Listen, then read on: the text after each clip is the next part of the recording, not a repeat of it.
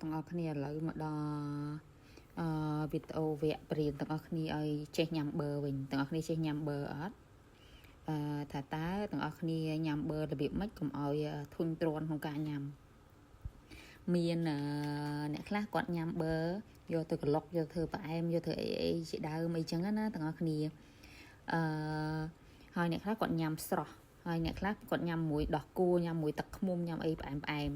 តែវិធីសាស្ត្រមួយនេះទៀតគឺល្អមែនទែនទាំងអស់គ្នាអ្នកដែលតលន់ជាមួយផ្អែមមួយអីជាមួយអីចឹងហើយញ៉ាំទៅរៀងនេះណាញ៉ាំជាមួយអំបិលម្ដងទាំងអស់គ្នានេះដូចទាំងអស់គ្នាឃើញអញ្ចឹងគឺខ្ញុំញ៉ាំមួយអំបិលដើម្បី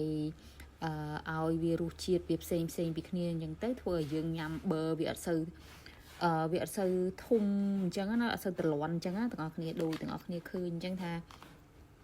ពេលខ្លះរបស់អីក្តៅផ្លែឈើក្តៅអីក្តៅតែពេលយើងញ៉ាំច្រើនពេកគឺវាត្រឡប់ប៊ឺអញ្ចឹងមកយើងដាក់អំបិលបន្តិចអញ្ចឹងមកហើយយើងញ៉ាំទៅឆ្ងាញ់ណាស់ទាំងអស់គ្នារសជាតិពេលដែលយើងញ៉ាំមួយអំបិលហ្នឹងគឺរសជាតិប្លែកហ្មងវាធ្វើឲ្យយើងអត់សូវតលន់ដូចយើងញ៉ាំផ្អែមញ៉ាំអីជាមួយស្ករមួយទឹកឃ្មុំមួយអីជាដើមណារសជាតិវាមួយយ៉ាងដែរលក្ខណៈថាយើងញ៉ាំមួយអំបិលមួយអីចឹងណារសជាតិអែមធ្វើឲ្យយើងអត់តលន់ទេហើយយើងនៅតែមានចំណង់ចំណូលចិត្តក្នុងការញ៉ាំប៊ឺ